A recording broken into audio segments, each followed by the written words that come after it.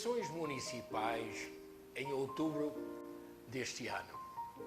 Momento importante na vida deste país. Somos, Brasil, um país extremamente rico e extremamente injusto.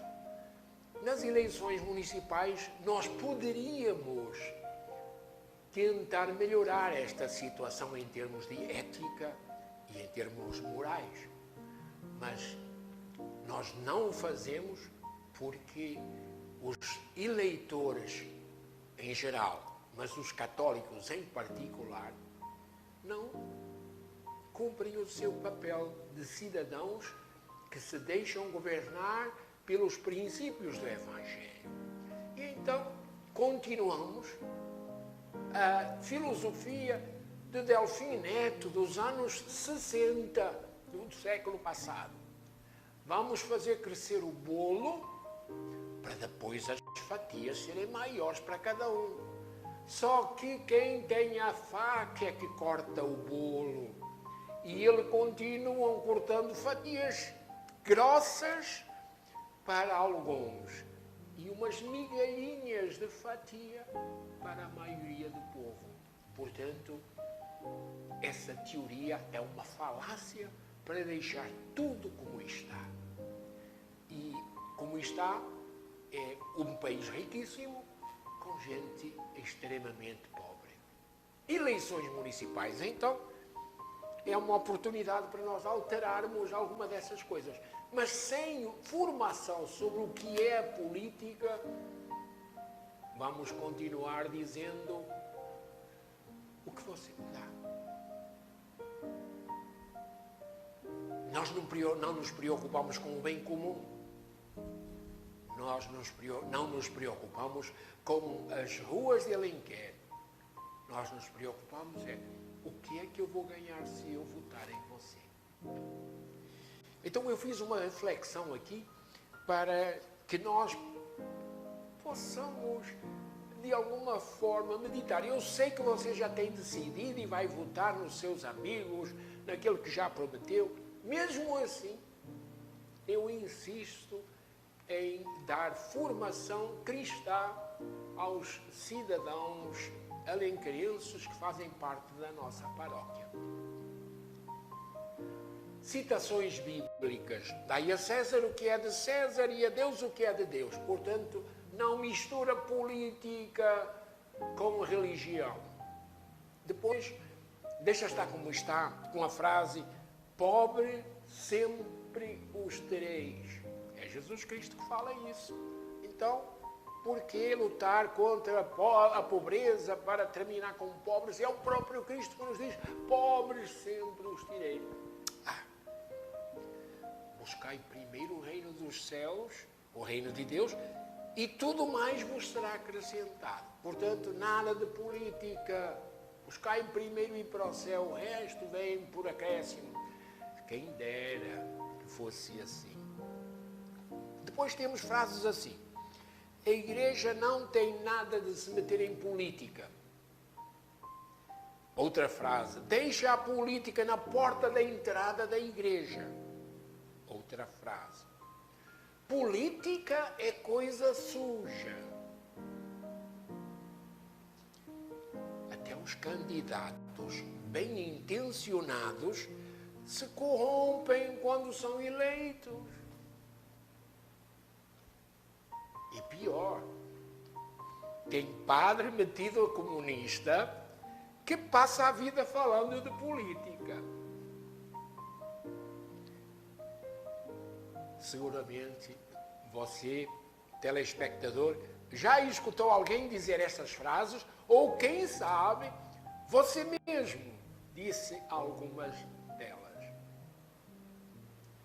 Por isso precisamos repetir alguns princípios que devem reger o agir católico nas eleições. E não é só nas municipais, mas principalmente nas municipais. Vivemos num sistema político chamado democracia. Duas palavras gregas. Demo, povo, cracia, administração, governo. Portanto, o sistema democrático exige que haja a separação de três poderes. A monarquia é o rei que tem os três poderes. Eu faço leis, eu ponho na cadeia, quem manda aqui sou eu. Na democracia há repartição de poderes. Executivo, a prefeitura, os governadores e o Presidente da República. O legislativo, vereadores, câmaras estaduais e câmaras federais. E depois temos o sistema judiciário, que aí é sempre os políticos que colocam lá no Supremo Tribunal Federal, nos diversos níveis da justiça, os juízes. O Senado Federal tem que aprovar um juiz do Supremo Tribunal Federal. Se não aprovarem, ele não passa. É reprovado e tem que arranjar um outro. O Presidente da República apresenta ao Senado um candidato a juiz federal do Supremo Tribunal Federal. Então, três poderes. É o sistema democrático. Então, sabemos que a democracia exige eleições periódicas. Às vezes é 4 anos, outra vez é 5, outra vez é 6. Cada país tem a sua forma, mas se é uma democracia, tem que ter eleições livres. Lembrem o que está acontecendo na Venezuela. Não são eleições livres. Quando se manipulam as urnas ou as opiniões, ou quando o exército diz, você não pode ir votar, o teu bairro não pode votar, ou alguma intervenção assim, não há liberdade. Não havendo liberdade, não é democracia. Então, democracia. Os políticos, uma democracia representativa quer dizer, eu elejo meus representantes nas câmaras municipais, nos governos estaduais e federais. São meus representantes, porque a democracia no Brasil é uma democracia representativa. Eu elejo candidatos que se identificam com o meu pensamento. Atenção! Agora vamos fazer algumas perguntas. O povo, que é você, que sou eu, todos os que têm direito de votar, escolhem cidadãos para o representar lá nos governos. Os políticos devem ser nossos representantes. Mas será que nos representam? E aqui estão as perguntas incômodas e perturbadoras. E é por isso que nós temos que pensar bem. Será que vivemos numa democracia mesmo? Olhai, alguma vez o político que você elegeu lhe veio pedir opinião, já que ele representa você, lhe veio pedir opinião como votar uma lei lá na Câmara Municipal? E como governar? Um prefeito veio pedir a nossa opinião? Não. Nossos representantes, se ele nunca pediu nossa opinião, como pode ele ser o nosso representante? Uma outra pergunta. Quem escolhe os candidatos em quem você deve votar? É tu? Eles vêm te perguntar quem pode ser candidato? É a tua comunidade? A tua comunidade é perguntada quem seria o bom candidato? Já lhe vieram pedir opinião quem poderia ser o melhor candidato? Não. Mais uma pergunta ainda. De onde vem o dinheiro que os candidatos soltam nas eleições? Bom, é verdade que alguns investem dinheiro pessoal. Alguns até se endividam para conseguir ter dinheiro para as eleições, com a esperança de recuperar o investimento depois. Mas se eles não forem eleitos, ficam com uma dívida. Mas há outras formas. Empresas, empreiteiras grupos económicos que bancam a eleição dos seus representantes. Claro, na condição de que depois de eleitos vão defender os interesses. As licitações têm que ser de acordo com os representantes, ou com aqueles que financiaram. Sem dúvida. Uma outra pergunta que é perturbadora quando a gente toma conhecimento. Você tem ideia de quantos bilhões de reais é o orçamento para os partidos gastarem nas próximas eleições de outubro? Já foi votado. Por isso, o dinheiro já está correndo. Quem sabe, alguns políticos já estão pagando a gasolina e os cabos eleitorais com esse dinheiro. Mas quanto é?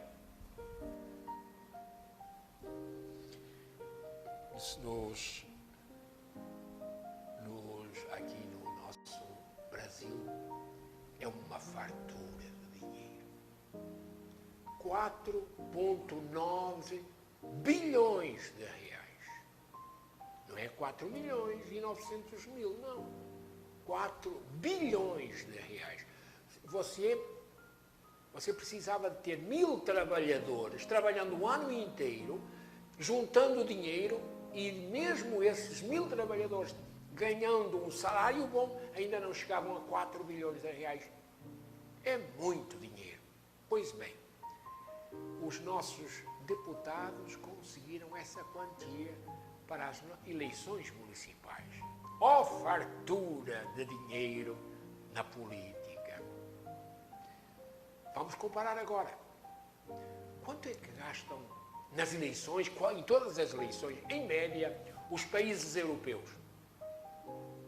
1% do PIB. 1% do PIB é o máximo que os governos podem entregar aos políticos para as suas campanhas.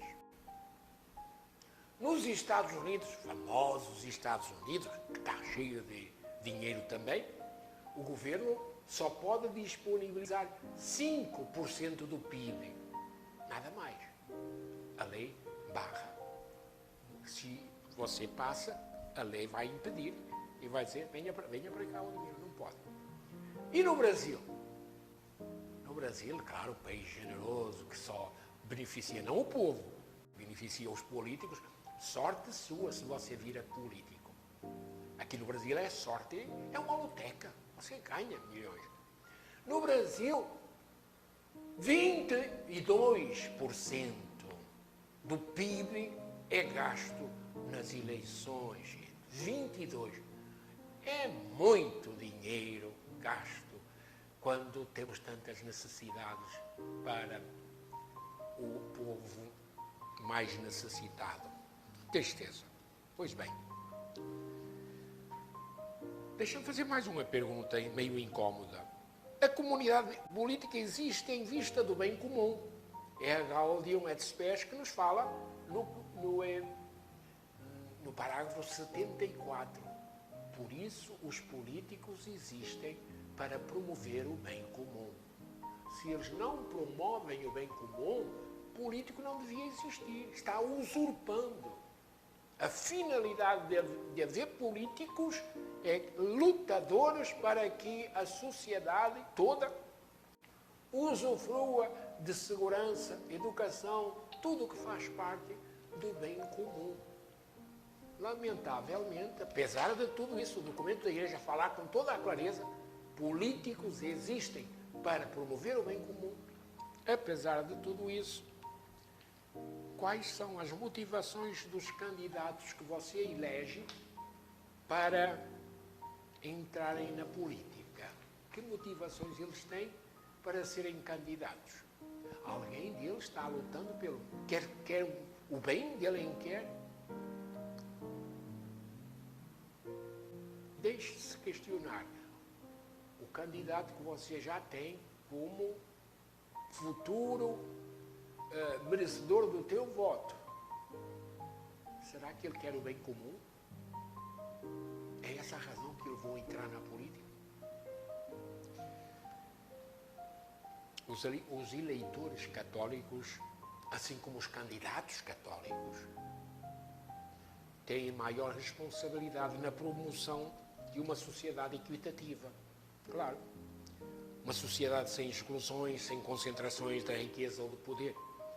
O reino de Deus se fortalece ou se fragiliza, e eu insisto muitas vezes nas minhas homilias.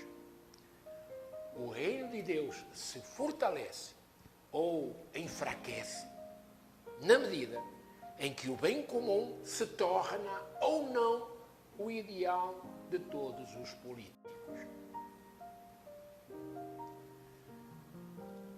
Há católicos que fazem propaganda de que a Igreja não deve meter-se em questões políticas. Já sabemos disso.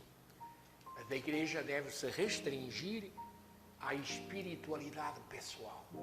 Eu e Deus. Lembram? Como eu amo o Senhor. E temos católicos que acham que a Igreja só tem que ter essa, o outro aí, paciência. Olha, desculpa lá, mas agora eu preciso de mostrar o meu amor a Deus. E fecha os olhos à realidade que o cerca. Esses mostram um desconhecimento total da doutrina social da Igreja, ou também se chama ensino social católico. Lembramos que os católicos devem seguir a Bíblia, a tradição e a doutrina social que os papas emanam, os documentos do magistério dos papas e dos bispos. Portanto, a doutrina social. E mais uma coisa que eu preciso falar para os nossos telespectadores. Quem não aceita o Papa Francisco e diz, eu não concordo com ele. Ele falou isso, mas eu quero que ele vá passear. Quando você não aceita o Papa Francisco, você está ipso facto fora da Igreja. Mesmo que ninguém venha te dizer, você está fora. Pelo fato de você não acreditar, não dar bola e muitas vezes desqualificar o ensinamento do Papa, automaticamente você está fora. E então, para voltar, você precisa de confessar o teu pecado e publicamente dizer que estavas errado ao falares o que falaste. Quem são os católicos que fazem isso? Vale tudo aqui, vale tudo. Até dizem que o Papa é representante dos comunistas e coisas assim tolas. A gente escuta de vez em quando coisas malucas de algumas pessoas da Igreja. Então, vejamos um breve resumo. Eu tenho aqui do ensinamento papal sobre a doutrina social da Igreja. O primeiro grande documento, e isso era bom que todos soubessem, o primeiro grande documento já veio com atraso de 50 anos. Leão XIII, 1891, publicou a encíclica Rerum Novarum, as coisas novas, para orientar os católicos na vida política e social. O que é que estava acontecendo?